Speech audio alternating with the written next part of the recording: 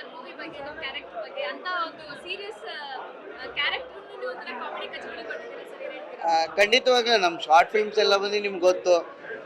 ಯಾರು double meaning ಅಂತ ಇವತ್ತುವರೆಗೂ ಯಾರು ಮೆಸೇಜ್ ಮಾಡಿಲ್ಲ, ಏನೂ ಇಲ್ಲ. ಅಷ್ಟು ಅದ್ಭುತವಾಗಿ ಪಂಚಿಂಗ್ ಎಲ್ಲ ಹೋಗ್ತಾ ಇದ್ದವು ಕ್ಯಾರೆಕ್ಟರ್ಗಳು. ಅದು ಶಾರ್ಟ್ ಫಿಲ್ಮ್ನ ನೋಡಿ ನಮ್ಮ ರಕ್ಷಿತಾ ಮೇಡಮು, ಪ್ರೇಮ್ ಸಾರು ಎಲ್ಲ ನೋಡಿ ಈ ಸಿನಿಮಾಗೆ ರೆಫರ್ ಮಾಡಿ ರವಿ ಸಾರಂಗ ಸರ್ಗೆ ಹೇಳಿದ್ದಾರೆ. ಅವರಿಬ್ಬರು ಅದ್ಭುತ ಕಾಮಿಡಿಯನ್ನು, ಅವರಿಬ್ಬರನ್ನ ಕರೆಸಿ ಈ ಸಿನಿಮಾದಲ್ಲಿ ಕ್ಯಾರೆಕ್ಟರ್ ಕೊಡಿ ಅಂತ.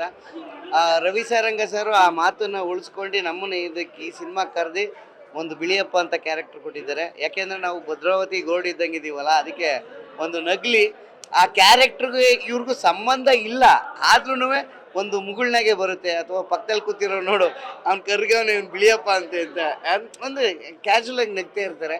ಆ ಥರ ಇರುತ್ತೆ. ಕ್ಯಾರೆಕ್ಟರ್ಗಳು ತುಂಬ ಅದ್ಭುತವಾಗಿದೆ ರಕ್ಕಸಪುರದಲ್ಲಿ. ಈ ಸಿನಿಮಾನ ಪ್ರತಿಯೊಬ್ಬರು ಕನ್ನಡ ಆಡಿಯನ್ಸ್ಗೆ ಇಷ್ಟೇ ಕೇಳ್ಕೊಳ್ಳೋದು, ನೀವೆಲ್ಲ ಬಂದು ಸಿನಿಮಾ ಥಿಯೇಟ್ರಿಗೆ ಬಂದು ಸಿನಿಮಾ ನೋಡಿದ್ರೆ ನಮ್ಮಂಥ ಕಲಾವಿದರು ಇನ್ನೂ ಉನ್ನತ ಮಟ್ಟಕ್ಕೆ ಬೆಳಿತೀವಿ ಅನ್ನೋದೇ ನನ್ನ ಆಸೆ. ಬಟ್ ಪೈರಸಿ ಸಿಗುತ್ತೆ ಅಂತ ಖಂಡಿತವಾಗ್ಲೂ ಮನೆ ಒಳಗಡೆ ಪೆಂಡ್ರೈವ್ ಹಾಕೊಂಡು ಕುತ್ಕೋಬೇಡಿ. ಯಾಕೆ ಅಂದರೆ ಅಲ್ಲಿ ನೀವು 4 ಜನ ಅಷ್ಟೇ ಮಾತ್ರ ನಗ್ಲಿಕ್ಕೆ ಸಾಧ್ಯ. ಆದರೆ ಇಡೀ ಥಿಯೇಟ್ರ್ ತುಂಬ ಬಿಸಲ್ ಆಗ್ಬೋದು, ಅವ್ರು ಭಯ ಆಗ್ಬೋದು, ಎಲ್ಲ ಗೊತ್ತಾಗೋದು ಅಂದರೆ ಥಿಯೇಟ್ರಲ್ಲ ಆ ಫೀಲಿಂಗ್ಸೇ ಬೇರೆ ಇರುತ್ತೆ. ಯಾಕೆಂದರೆ ಅಷ್ಟು ಅದ್ಭುತವಾಗಿರುತ್ತೆ ಆ ಸೌಂಡ್ಸು. ಪಕ್ಕದಲ್ಲಿ ನಗಾಡ್ತಿರ್ತಾರೆ, ನಿಮಗೆ ಸೀರಿಯಸ್ ಆಗ್ತಿರುತ್ತೆ. ಬೇರೆಯವ್ರ ಪಕ್ಕದಲ್ಲಿ ನಗಾಡ್ದಾಗ ಏನಕ್ಕೆ ನಗಾಡ್ತಿದ್ದಾರೆ ಅಂತ ಆದರೂ ಕ್ಯೂರಿಯಾಸಿಟಿಯಿಂದ ನೋಡ್ಬೋದು. ಹಂಗಿರುತ್ತೆ. ಮೊದಲು ಬಂದು ಕನ್ನಡ ಜನತೆ ಥಿಯೇಟ್ರಿಗೆ ಬಂದು ಸಿನಿಮಾ ನೋಡಿ ನಮ್ಮಂಥ ಕಲಾವಿದರನ್ನ ಬೆಳೆಸಿ ಅಂತ ಕೇಳ್ಕೊತೀನಿ. Thank you very much.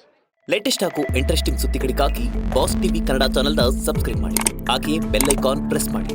ಇದರ ಜೊತೆಗೆ ಫೇಸ್ಬುಕ್, ಇನ್ಸ್ಟಾಗ್ರಾಮ್, ಎಕ್ಸ್ನಲ್ಲೂ ಮಿಸ್ ಮಾಡದೆ ಫಾಲೋ ಮಾಡಿ.